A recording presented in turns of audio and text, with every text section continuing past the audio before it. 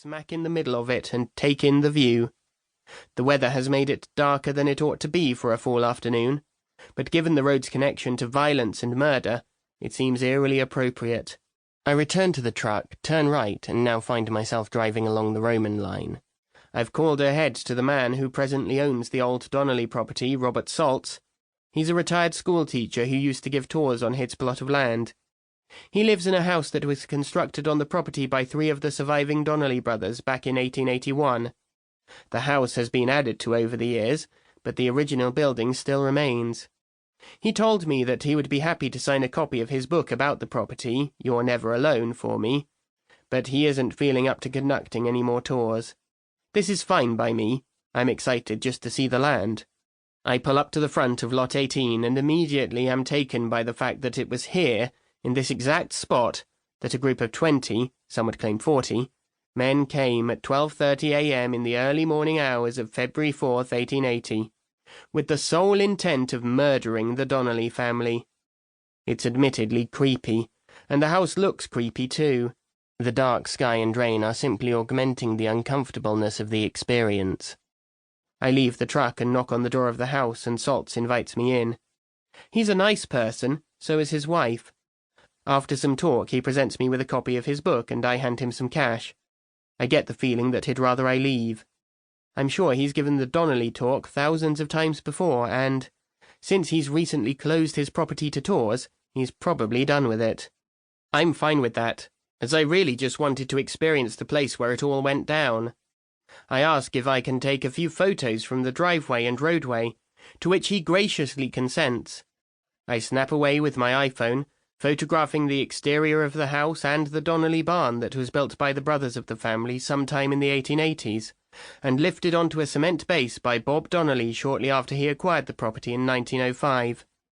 I snap images of the fieldstones that are placed at distinct corners in the lawn beside the present house, said to mark the foundation of where the original Donnelly farmhouse stood. The area just in front of it is where Tom Donnelly, the youngest son, was beaten to death. In the corner at the property are the ruins of what once was the Donnelly schoolhouse, a place where the local children came to learn how to read and write. Across the road is nothing, although the Donnellys' neighbours used to have homes on the east side of the road. Nothing stands there anymore.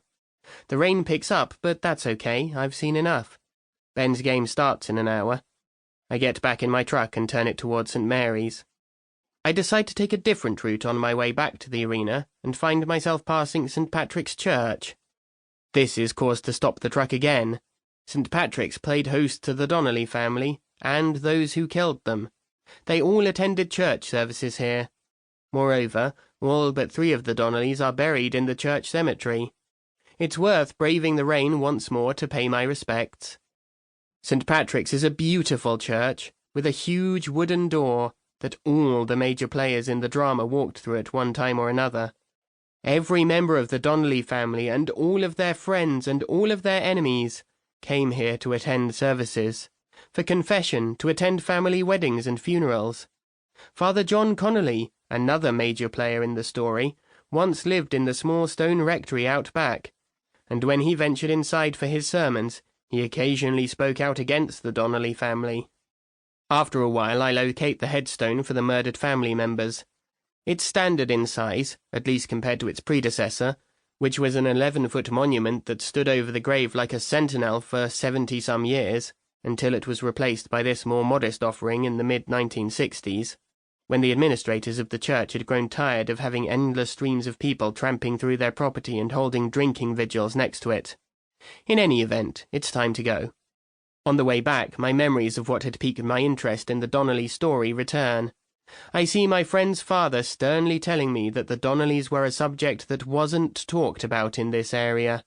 20 years before that, my sister Jane had read a passage to me from Kelly's book while at our dining room table in Agincourt, in which Joanna Donnelly, the matriarch of the family, walloped one of her sons in the back of the head with a cast-iron frying pan, laying him out cold on the farmhouse floor. And then there were the internet videos and the books on the subject I've read over the years.